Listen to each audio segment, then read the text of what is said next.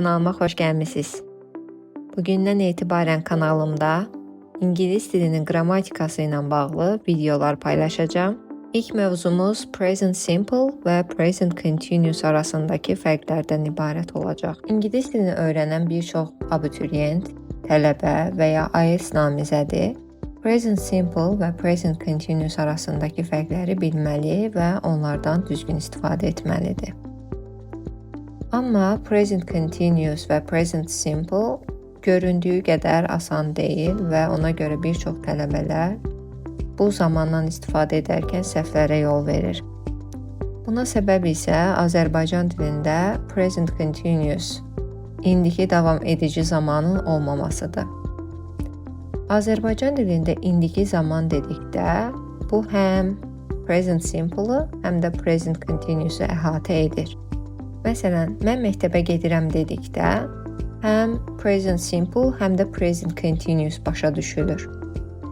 Yəni, mən ümumiyyətlə şagirdəm, məktəbə gedirəm və yaxud da müəlliməm, məktəbə gedirəm mənasını da verə bilər. Hal-hazırda yoldayam, məktəbə gedirəm mənasını da verə bilər. Bu, konkretliyin olmamasını göstərir. Amma İngilis dilində yaxşı ki Present Simple və Present Continuous var və biz bu mənaları fərqləndirə bilirik.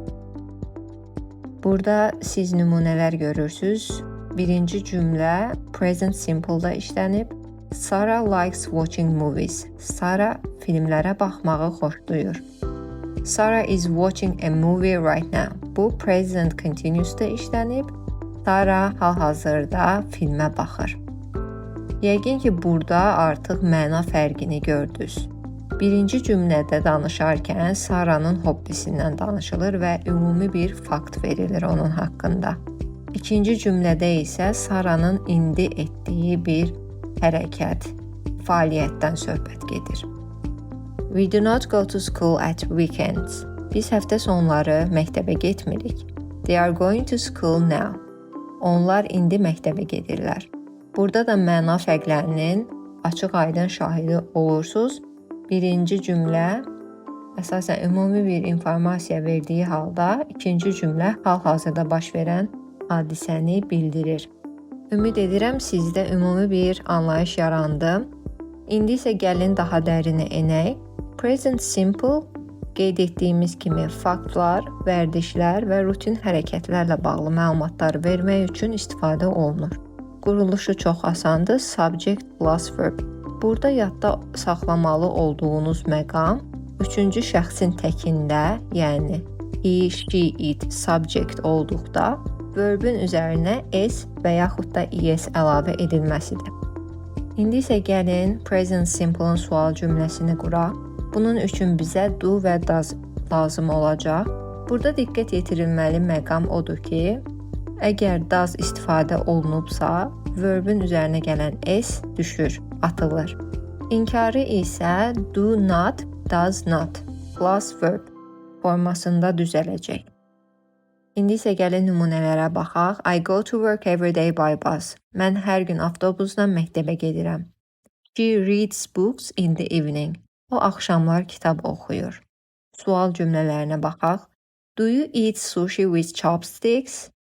Sushini chopsticklə yeyirsən? Does he like swimming in the river? O çayda üzməyi xoşlayır. They don't want to work. Onlar işləmək istəmirlər. Helen doesn't know Mark. Helen Mark'ı tanımır. Açar sözlər dedikdə adverblər nəzərdə tutulur. Əgər cümlə present simple-da işlənibsə, onda bu adverblərlə qarşılaşacaqsınız. Always həmişə, usually adətən, often, often, frequently tez-tez, sometimes bəzən, never heç vaxt, every day, every week, every month, every year. Hər gün, hər həftə, hər ay, hər il. Əgər siz abituriyentsizsə və qəbul imtahanına hazırlaşırsınızsa, bu açar sözləri bilmək sizin köməyinizə çatacaq. Çünki bu vaxta qənaətə kömək edəcək. Əgər cümlədə zamanı seçməlisinizsə və verilmiş nümunədə bu adverblərdən biri işlənibsə, siz asanlıqla present simple-ı seçmiş olacaqsınız və həm düzgün cavabı tapacaqsınız, həm də vaxtınıza qənaət etmiş olacaqsınız. İndi isə keçək present continuous-a. Present continuous, present simple-dan fərqli olaraq indi hal-hazırda baş verən və yaxud da qısa müddətə müvəqqəti baş verən hərəkətləri ifadə etmək üçün istifadə olunur. Quruluşu çox asandır. Subject plus to be plus verb plus ing. To be dedikdə am, is, are nəzərdə tutulur. Present continuous-un sual cümləsi necə qurulur? Bunun üçün to be-nin formaları subjectin önünə keçir. Am plus I plus verb plus ing. Are plus you, we, they plus verb plus ing. Is plus he, she, it plus verb plus ing. İnkarı isə to be-nin formalarına not hissəciyinin əlavə edilməsi vasitəsilə düzəlir. Gəlin indi nümunələrə baxaq. I'm going to school now. Mən indi məktəbə gedirəm. She is reading a book right now. O indi kitab oxuyur. He isn't watching TV right now. O indi televizora baxmır. They are not playing football in the park. Onlar parkda futbol oynamırlar. Present continuous əsasən bu adverblərlə işlənir. Now, indi, at the moment, bu dəqiqələrdə, hal-hazırda, right now, indi, dərhal, currently, hazırda, this week, this month, today, bu həftə, bu ay, bu gün, these days, bu günlərdə, son dövrlərdə. Bu qədər present simple və present continuous arasındakı fərqlərə ümumi bir nəzər yetirdik. İndi isə gəlin quizə baxaq.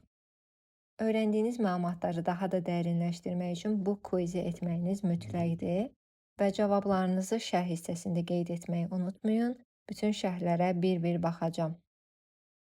Ümid edirəm ki, bu video sizin üçün çox faydalı və maraqlı oldu. Əgər bəyəndisə like etməyi və kanalıma abunə olmağı unutmayın.